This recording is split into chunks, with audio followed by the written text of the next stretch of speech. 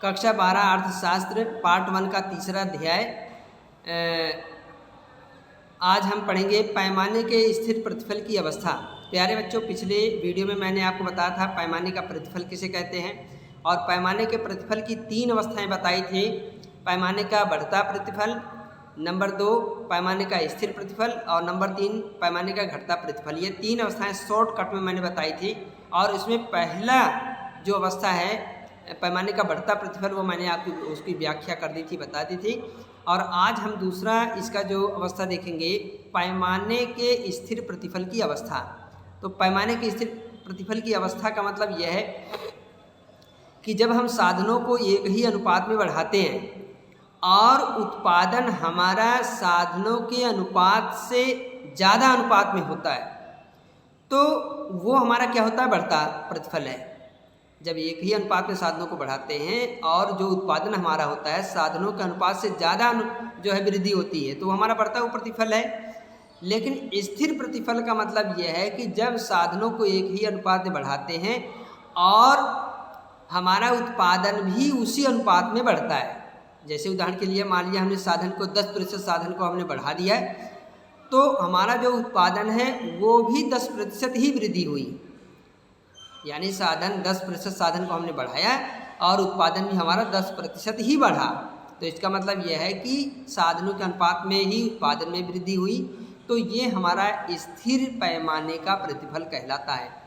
देख लेते हैं इसमें स्थिर पैमाने के प्रतिफल में देखते हैं, जब सभी साधनों को एक ही अनुपात में बढ़ाया जाता है और इस प्रकार उत्पादन के पैमाने में वृद्धि हो जाती है तथा इसके परिणाम स्वरूप यदि उत्पादन में उसी अनुपात में वृद्धि होती है, यानी साधन को जिस अनुपात में बढ़ाते हैं और उत्पादन भी बिल्कुल सेम उसी अनुपात में बढ़ता है, तो उससे जो है स्थिर पैमाने का प्रतिफल कहा जाता है। दूसरे शब्दों में देखिए, पैमाने के स्थिर प्रतिफल के अंतर्गत उत्पादन में एक समान वृद्धि प्राप्त करने के लिए साधनों की मात्राओं में क्रमशः एक समान वृद्धि की आवश्यकता पड़ती है।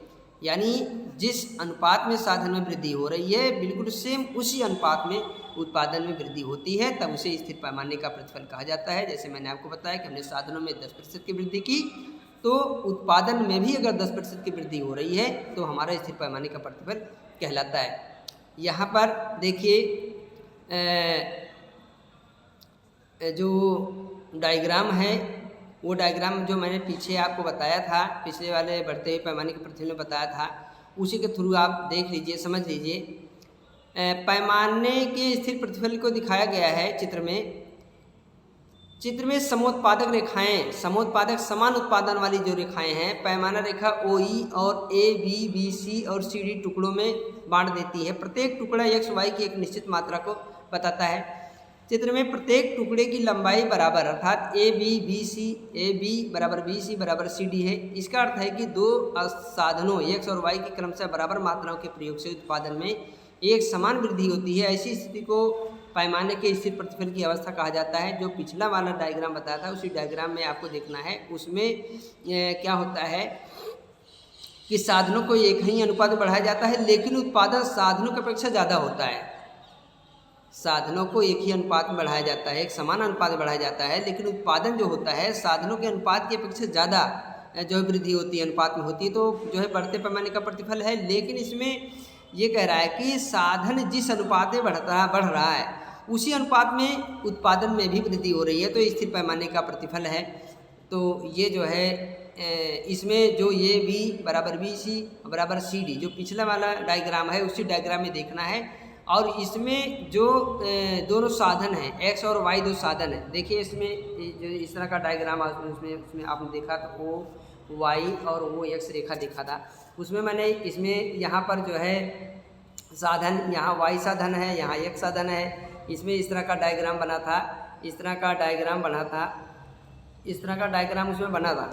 तो इसमें देखिए क्या है, इसमें जो ये वाला है, ये और ये साधन, जो ये x y ये साधन है, इन साधनों का जो ये गैपिंग है, ये B C D है, ये गैपिंग बिल्कुल बराबर है। जो x y और साधन का हम इस्तेमाल कर रहे हैं, x और जो x है और y साधनों का इस्तेमाल हम कर रहे हैं, ये y और x साधनों का जो हम इस्तेमाल कर रहे हैं, इसमें हमारा जो ये देखिए ये रेखाएं हमें क्या है, बिल्कुल समान है। इसमें ये रेखाएं बिल्कुल समान है। बढ़ते पैमाने के प्रथिल में ऐसा नहीं था। इसमें ये रेखा और a और b कह रहा है a और b, इसमें दे रहा है ए बी बराबर बी सी, तो यानी ए बी और बराबर बी सी, ये वाली ए बी बराबर बी सी और बी सी बराबर D C D, A B बराबर बी सी और बी सी बराबर सी डी। तो इसमें जो ये वाली रेखा है, ये वाली रेखा है, ये वाली रेखा है, ये वाली रेखा आप देखेंगे तो समान अनुपात में दिखाई देगी। तो ये हमारा जो है स्थिर पैमाने का प्रतिफल कहलाता है। इसलिए इसमें ए बी बराबर बी सी बराबर सी डी, यानी ये जो रेखा है, ये वाली रेखा है, ये वाली रेखा है, इनके बीच का जो गैपिंग है बिल्कुल दोनों बराबर है। तो इस तरह से ये जो है स्थिर पैमाने का प्रतिफल कहलाता है। फिर इसमें आप देखिए देखेंगे हम तीसरी जो इसकी अवस्था है, पैमाने के घटते प्रतिफल की अवस्था। इसमें डिक्रीजिंग रिटर्न टू स्केल। देखिए पैमाने के घटते प्रतिफल की अवस्था क्या है। पैमाने के घटते प्रतिफल की अवस्था का मतलब ये है कि जब हम उत्पादन के साधनों को एक अनुपात में बढ़ाते हैं, उत्पादन के साधनों को एक ही अनुपात में बढ़ाते हैं, लेकिन जो उत्पादन हमारा होता है वो साधनों के अनुपात की अपेक्षा वृद्धि की जो अनुपात है वो कम होता है।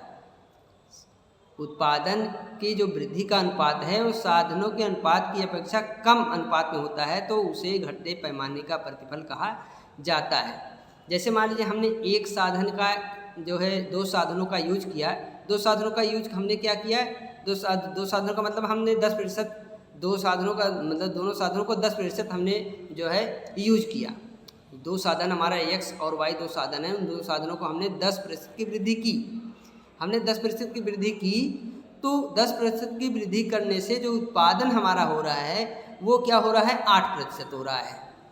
उत्पादन हमारा क्या हो रहा है, 8%। मतलब उत्पादन तो हमारा हो रहा है, लेकिन साधनों के अनुपात में 10% की वृद्धि करी, लेकिन उत्पादन का जो अनुपात है वो 8% का है। यानी उत्पादन तो हो रहा है, लेकिन उसका अनुपात जो है वो क्या हो रहा है, कम आ रहा है। मान लीजिए साधनों को हमने जो है क्या किया, 12% हमने बढ़ा दिया।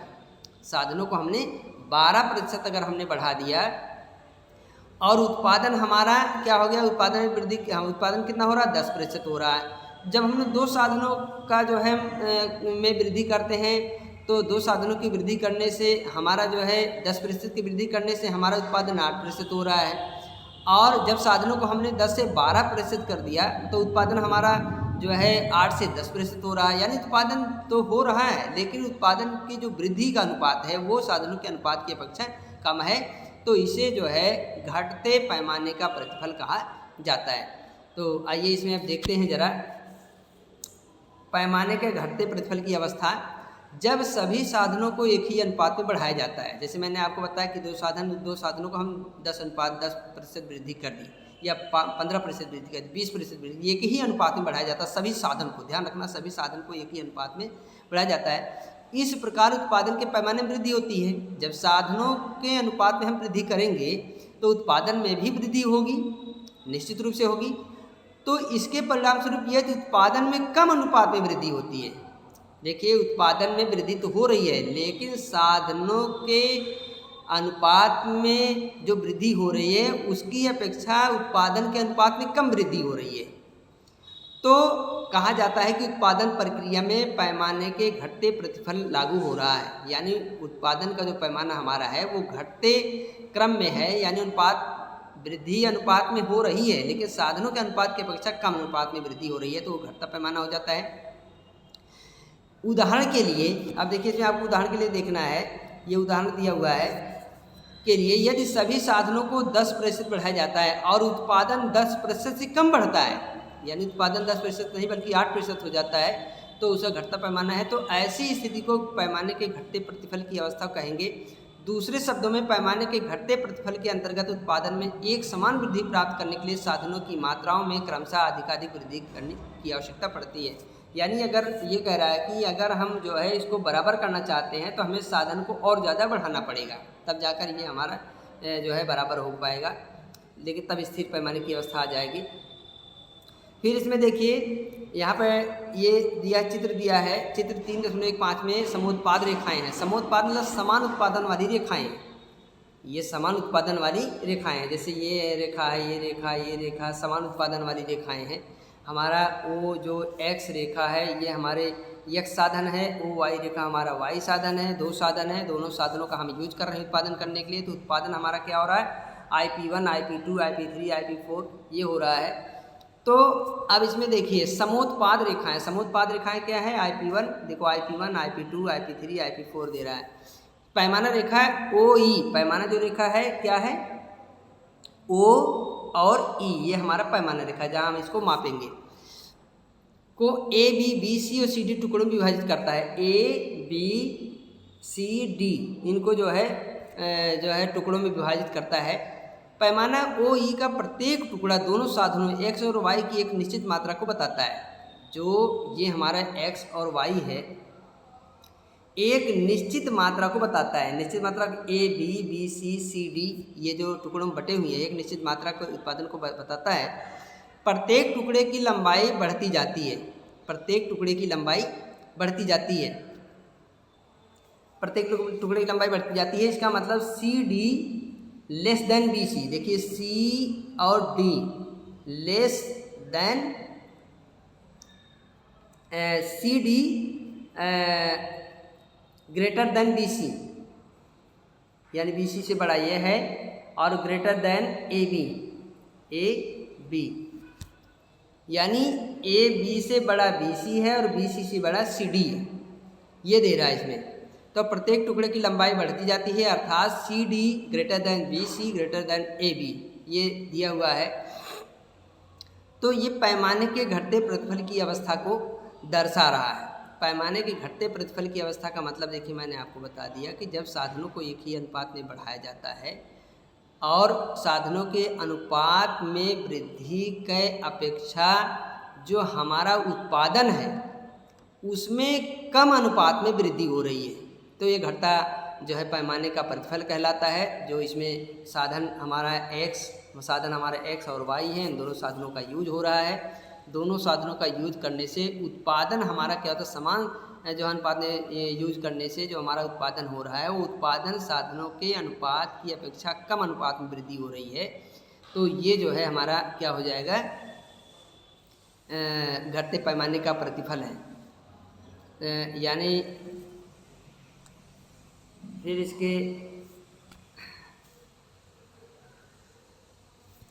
इसमें देखिए, इसमें जो ABCD है, यानी जो AB देखिए A और B है, जो AB है पहले हमारा ये और B है ये वाला, जैसे ये वाला हमने दो साधनों का यूज किया, पहले वाले साधन का ये Y1 X1 का यूज किया और Y2 X2 का यूज किया, Y2 X2 का यूज किया, और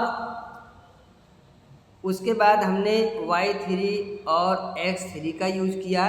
तो साधन हमारा जिस अनुपात में बढ़ रहा है उत्पादन हमारा उस अनुपात में नहीं बढ़ रहा है, बल्कि उत्पादन हमारा उससे कम हो रहा है, कम अनुपात में हो रहा है। तो ये पैमाने का घटते प्रतिफल की अवस्था को दर्शाता है। तो इस तरह से जो है ये जो स्थिर पैमाने का प्रतिफल था और जो घटते पैमाने का प्रतिफल था, ये दो पॉइंट मैंने आपको इसकी जो मूल जो बेसिक इसकी अवधारणा है वो मैंने आपको बता दिया है। तो सबसे पहले तो आपको बढ़ता पैमाने का प्रतिफल, स्थिर पैमाने का प्रतिफल, घटते पैमाने का प्रतिफल, ये जो इसकी मूल अवधारणा है उस अवधारणा को समझ लेना है, और समझने के बाद इसे आपको अपनी कॉपी में नोट करना है। डायग्राम जो दिया हो डायग्राम को बना के कई बार अभ्यास करना है। तो इस तरह से अगर आप कार्य करेंगे तो इसकी जो मेन जो सार है वो आपको समझ में आ जाएगा, और परीक्षा के समय में आपको जो है सवाल को हल करने में किसी प्रकार की कोई दिक्कत नहीं होगी। और इसमें अगर आपको कोई ऐसा पॉइंट लगता है जो आपको समझ में नहीं आ रहा है तो आप इसमें जो है इस पर कमेंट कीजिए, कमेंट करके पूछिए, और अपना जो समस्या है उसका समाधान आप कर सकते हैं और बेहतर ढंग से आपको आगे बताया जाएगा। तो मैं उम्मीद करता हूँ कि आप जो है इस वीडियो को देखेंगे और समझेंगे और इसका जो है भरपूर फ़ायदा उठाएंगे। और नेक्स्ट वीडियो में आपसे फिर मिलते हैं। Thank you.